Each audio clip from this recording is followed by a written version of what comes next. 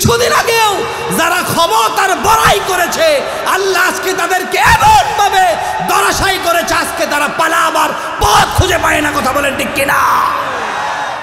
আল্লাহ কোরআনুল কারীমের 3 নম্বর সূরা আলে ইমরানের মাধ্যমে আমাদেরকে আল্লাহ চমৎকার ভাবে জানিয়েছেন। 26 এবং 27 নম্বর আয়াতে আল্লাহ চমৎকার ভাবে বলেছেন, কুলিল্লাহুম্মা মালিকাল মুলক তুতিল মুলকা মান তাশা ওয়া তানজিউল মুলকা মিম্মান তাশা ওয়া তুইজ্জু মান তাশা ওয়া তুযিল্লু মান তাশা। সমস্ত ক্ষমতার মালিক কে? রাজত্বের মালিক কে? আসমান আর জমিনের মালিক কে? ইজ্জত আর বেইজ্জতির মালিক কে?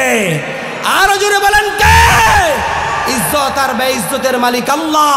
এজন্য আমি স্পষ্ট ভাষায় বলতে চাই, আপনারা ইতিহাস থেকে শিক্ষা নেন না ভুলে যান। আপনারা যদি ইতিহাস থেকে শিক্ষা নিতেন, আমেরিকার মতো ক্ষমতাধর রাষ্ট্র বুশকে আল্লাহ তাআলা ক্ষমতার মস্তদে বসিয়েও জুতার বাড়ি খাইয়েছেন। আপনারা যদি শিক্ষা নিতেন তাহলে আমাদের দেশে 5ই আগস্টের মাধ্যমে শত শত সন্তান, শত শত মায়ের বুক খালি হতো না। কথা বলেন ঠিক কিনা? তাদের শিক্ষা নেওয়া উচিত ছিল। আল্লাহ তাআলা চাইলে ইজ্জত দিতে পারেন, আল্লাহ চাইলে বেইজ্জতিও করতে পারেন। কথা বলেন ঠিক কিনা? এজন্য আল্লাহর ক্ষমতা শুধু বাংলাদেশে, আল্লাহর ক্ষমতা শুধু সৌদি আরবে, শুধু ইসলামী কান্ট্রিগুলোতে। কথা বলেন, শুধু ইসলামী কান্ট্রিগুলোতে। আমার আল্লাহর ক্ষমতা গোটা পৃথিবীব্যাপী।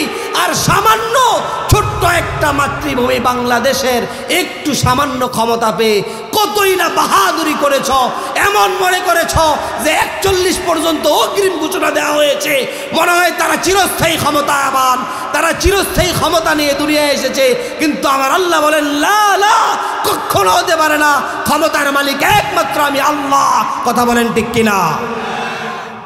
এজন্য মুসলমান ভাইয়েরা আমার, ইমানদার সব সময় জানে ওয়ান্নাহু হুয়া আমাতা ওয়া আহইয়া, একমাত্র মৃত্যু দেওয়ার মালিক কে?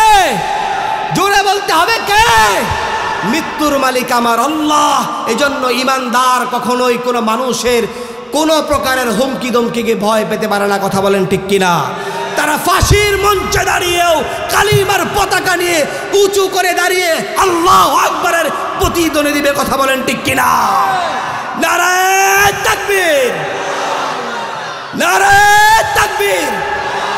আমরা স্পষ্ট ভাষায় ঘোষণা করতে চাই, তোমরা যারা ইসলামের এই বাণীকে, ইসলামের এই অগ্রযাত্রাকে থামিয়ে দিতে চাও, তোমরা এক সময় নিশ্চিহ্ন হয়ে যাবে। তোমাদের নাম জপার মতো একটা মানুষও দুনিয়াতে বাকি থাকবে না। কথা বলেন ঠিক কিনা?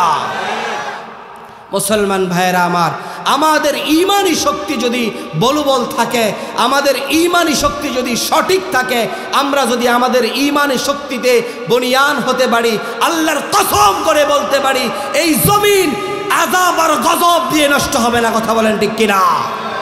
আল্লাহ তাআলা চাইলে আমাদেরকে এই জমিন থেকেই অনেক কিছু দিতে পারেন, কিন্তু আমাদেরকে নাফরমানিটা ছেড়ে দিতে হবে। ছাড়বো তো ইনশাআল্লাহ। আমাদেরকে শিরিক ছেড়ে দিতে হবে। আল্লাহ রাব্বুল আলামিন কোরআনুল কারীমের 4 নম্বর সূরা নিসার 116 নম্বর আয়াতে আল্লাহ বলেছেন, ইন্নাল্লাহা লা ইয়াগফিরু আন ইউশরাকা বিহি ওয়া ইয়াগফিরু মা দুনা যালিক লিমান ইয়াশা। আল্লাহ তাআলা একমাত্র শিরিকের গুনাহকে কোনোদিন আল্লাহ ক্ষমা করবেন না। ওয়া ইয়াগফিরু লিমান ইয়াশা, যদি চায় অন্য গুনাহগুলোকে আল্লাহ ক্ষমা করে দিতে পারেন।